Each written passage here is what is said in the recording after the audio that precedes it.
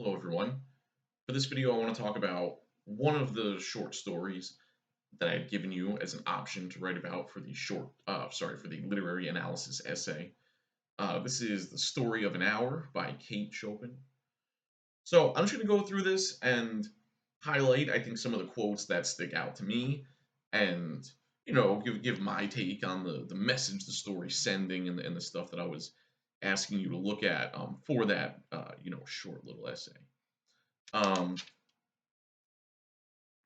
Okay, so starting at the beginning here, obviously at the beginning of the story, we are told um, that we have our character, Mrs. Mallard, Josephine, and at the beginning of the story, we're told that her husband has died, right? The first sentence, knowing that Mrs. Mallard was afflicted with heart trouble, great care was taken to break to her as gently as possible the news of her husband's death.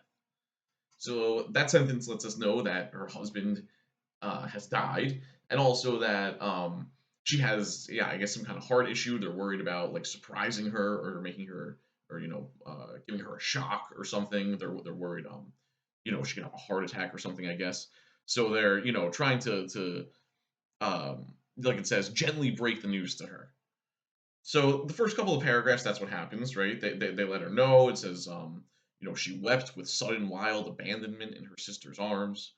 So she immediately, responds to this news by breaking down into tears, and then she goes up into her room by herself. And I think this is where things start to switch, and we start to get a sense of the message that the story is trying to get at here with gender and marriage and this kind of stuff. So the first thing I want to notice is she goes into the room and she sits down, and on the first page, this is what, one, two, three, the fifth paragraph.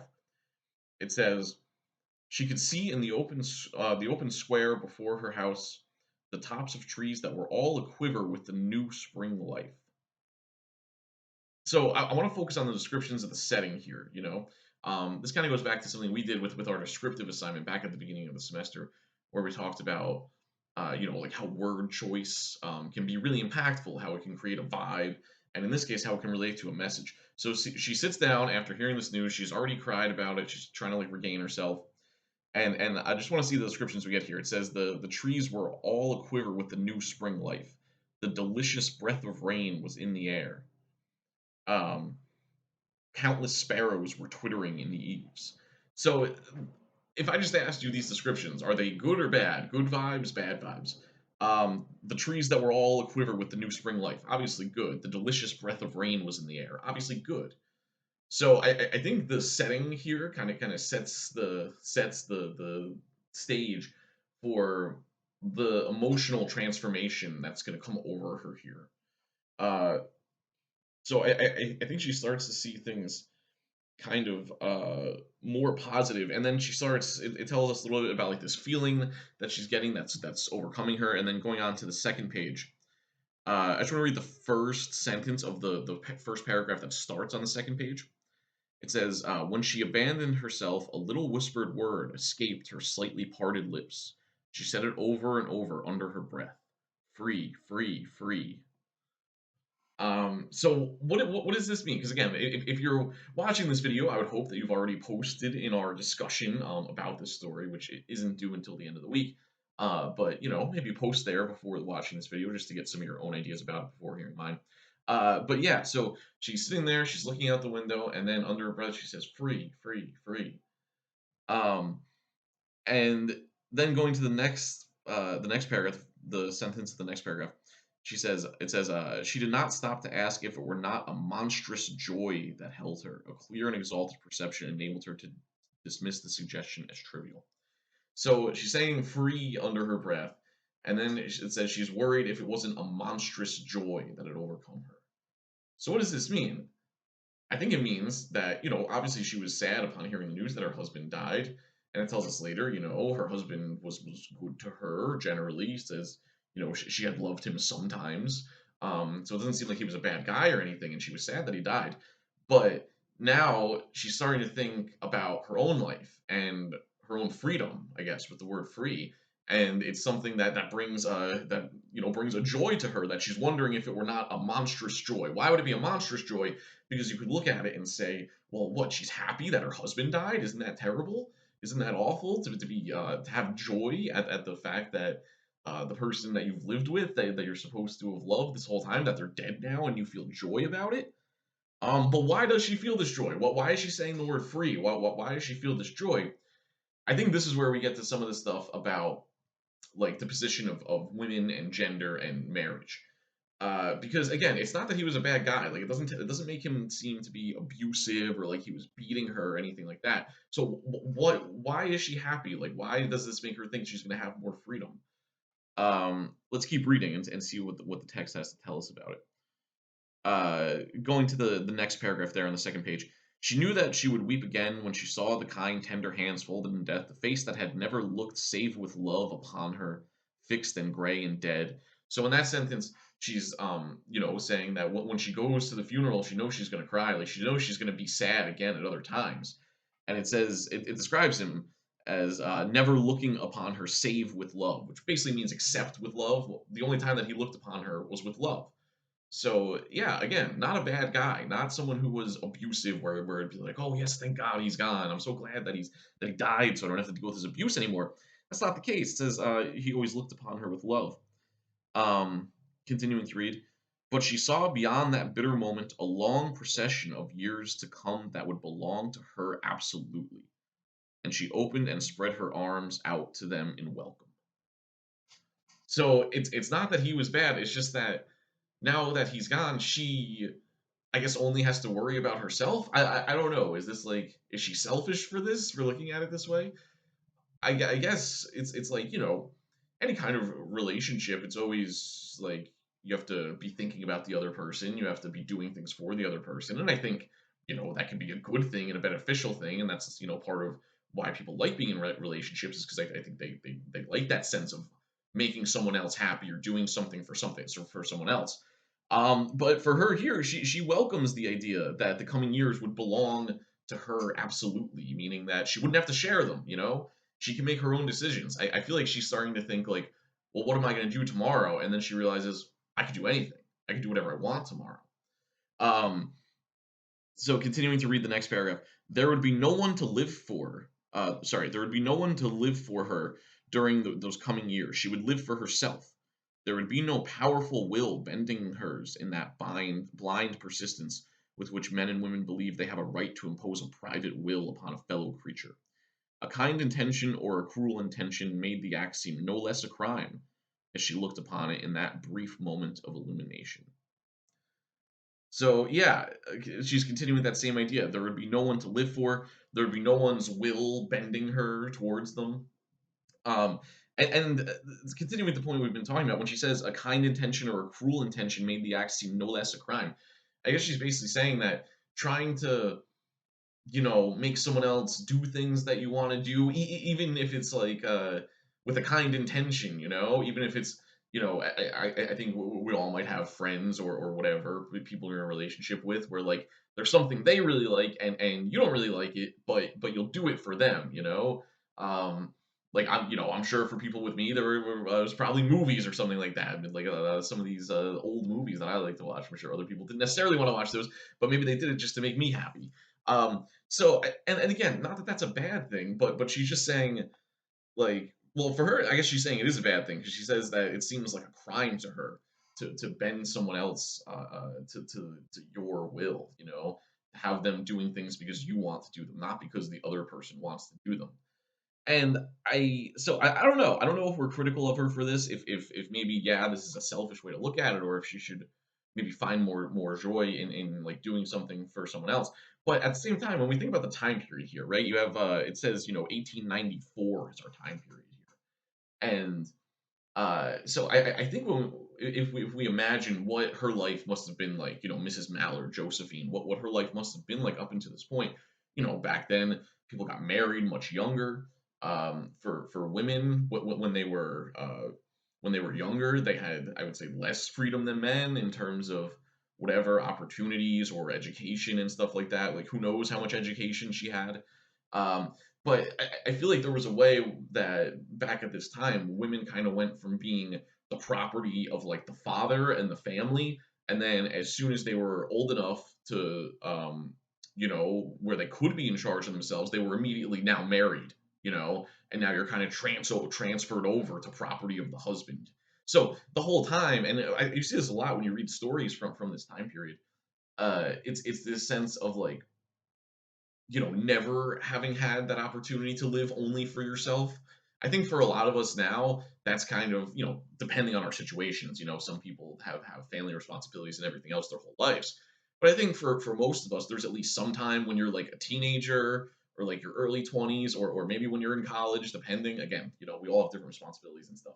But I feel like in general, there's at least more of a window for us nowadays where we kind of like live for ourselves, or like that's always a way that I tell people to think about college, is like it's something that you do for yourself.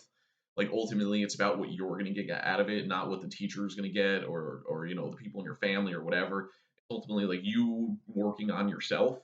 And I feel like for somebody like Josephine, she probably never had that chance. This is something I think about with my mom. Actually, my parents are pretty old.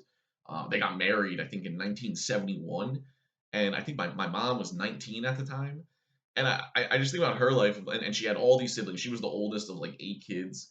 So I just think of about how much of her life must have been excuse me, must have been spent like taking care of younger siblings, and then you're immediately married. And my parents, they didn't have kids for the first like, I don't know, 8 or 10 years that they were married or something. So maybe that was a time when they were more living for themselves. But I don't know. That's just what it reminds me of, thinking about the situation they described to us with Josephine, where again it doesn't tell us when she got married or what her family life was like before she got married. This is obviously only a 3-page story, and that's the whole story. It's done now. Um, but yeah, so just to try to I guess give some illumination to why she might be feeling this way, or why she might be like embracing the freedom that can come now, or the idea that her days belong only to her, and why that's such a big deal to her, because it's probably something that she hasn't experienced in her life. So yeah, going back to the text, still on the second page here. um, so and then we get some other dialogue from her where she was saying free before, now she says free body and soul, free. And yeah, I guess it is kind of a freeing thing to think about, just that release from responsibility for like, I have to do this for that person, then I have to do this for that person, then I have to make this person happy, I have to make sure they have a good time. I have to make sure, what does this person like to eat, make sure I have that for them. And now she's just like, well, what am I going to do? Let's do what I want to do. So and then her sister comes back. So this whole time she's been in the room by herself, right? Her sister comes up and tries to come in. She says, "Open the door. You're going to make yourself ill. Let me in." Josephine responds to her, "Go away. I'm not making myself ill." And then the narration continues. No, she was drinking in a very elixir of life through that open window. So again, with like the positive language, elixir of life, that's associated with how she's feeling at this point. And then finally, she gets up and she leaves the room. She's going to go back downstairs. It says there was a feverish triumph in her eyes. She carried herself like a goddess of victory. So the language is really soaring here, right? With the kind of positive effect that this has had from her. But then we get kind of a twist ending here, right? Um, the last paragraph, the second page. Someone was opening the front door with a latchkey. It was Brentley Mallard who entered, a little travel stain, composedly carrying his gripsack and umbrella. So who was Brentley Mallard? It's her husband, right? She's Mrs. Mallard. This is her husband, Brentley Mallard. We were told that her husband had died. It says that I think they said it was like a railroad accident or something, and the friend heard about it. So this is another time period thing, I guess. It's like they couldn't call him on a cell phone, or check his Twitter to see if he'd been posting or something. So that they get this report that his name was on a list of passengers who died, but now here he is, in not dead, clearly in the house. He had it goes on. He had been far from the scene of the accident and did not even know there had been one. He stood amazed at Josephine's piercing cry, at Richard's quick motion to screen him from the view of his wife. But Richards was too late. So obviously she has gone through this whole kind of emotional roller coaster transformation that we just spent this whole time talking about, right? Where she's crying, weeping that he died, and then when she finally starts looking beyond that and realizing what her life could be like now, that she's only going to live for herself and all this stuff, and she's come to accept it, and yeah, she's feeling victorious and triumphant about it. and now he's alive. So it's all gone, right? And what happens is Richards was too late, and he was too late to prevent what? Going on to the third page. When the doctors came, they said she had died of heart disease, of joy that kills. So this was, remember at the beginning they said that they were worried about her heart, about her experiencing a shock or whatever. So this time she actually does experience that shock, and yeah, I guess it ends up dying from it. So it's kind of a twist ending there, right? Where it's like it sets up all of like what she's going to experience in the years to come, and then boom, she's gone. So, and that last line, it says the doctor said she had died of joy that kills. I think one of the questions I asked you in the discussion was, well, is this what happened? Was it really was she joyful that her husband was alive? Is that why she died? Because she was so happy to see him? No, right? That's definitely not what happened. In fact, because we know that she had already been experiencing a monstrous joy at the idea that he was gone and that she wasn't going to have to, have that responsibility, that she can now begin living for herself. So, in terms of message here, what is the story saying? What is it showing us about marriage or gender, stuff like that? Number one, I think we would have to say it's kind of a negative view of marriage. I think it views marriage as something that is, more binding or constricting than, beautiful or loving or whatever. And again, maybe some of this is the time period. Like I said, people back then marry younger. Maybe they had to marry for more practical reasons sometimes, rather than the person that they were in love with or something. So it's definitely a negative view of marriage, and I guess I would say that it tries to criticize uh, the way that women were treated at the time. It tries to show us like that how bad that is. And when we talk about the message that a story is sending, because I think something that I've seen before with students when we do this kind of writing is they'll see a story like this and they'll say, oh well, this story shows us what it was like back then. And like, yes, that's true. And like any story written at any time is going to show you what it was like at that time. You read a story from the 20s, obviously it's going to show you what it was like if it's set in that time when it's being written. It's going to show you what it was like then. So I want to go a step further than that, and I would ask you guys to consider like the issue of like women being treated unfairly or unequally. What is the story trying to say about that fact? That's like yes, that's how people were treated back then, but what does the story think about that? And I think the answer would have to be that the story thinks that that was bad. The story's trying to criticize that sort of treatment. One thing that I wonder about is like I don't know. Maybe this is just me thinking about my own life, but it's surprising to me that she doesn't at all ever consider, like money or like what she's gonna do. Because obviously, it seems like it's a situation where she's more like the housewife. He has like a job that he's working at.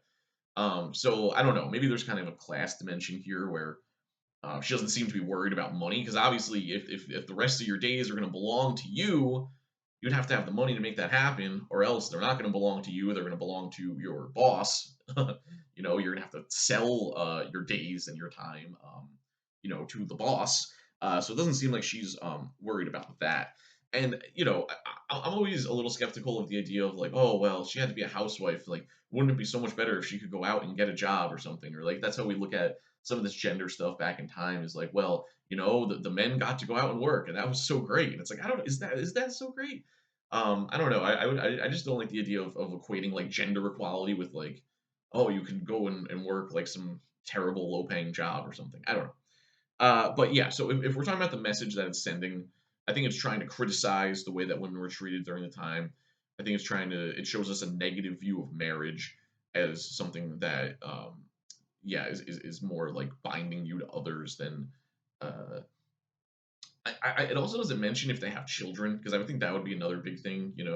I guess they don't honestly because that would kind of ruin it because then if he died, she would still have to take care of the children, so they must not have any children, I guess. But yeah, so again, for messages, for to have a thesis for this for our essay, you would want to say something like, the story tries to present us with a negative view of marriage, or the story tries to criticize, the unequal treatment of women, and then you would want to go through and show us like how we know that, and quote from it, and explain those quotes and all the things we've been talking about this semester. All right, I think that's what I'm going to say about this story for now. Maybe I'll make some other videos on this, but I'm going to have a story, a video about the other story coming very soon. But I'm trying to get this one posted. So I'll see you then.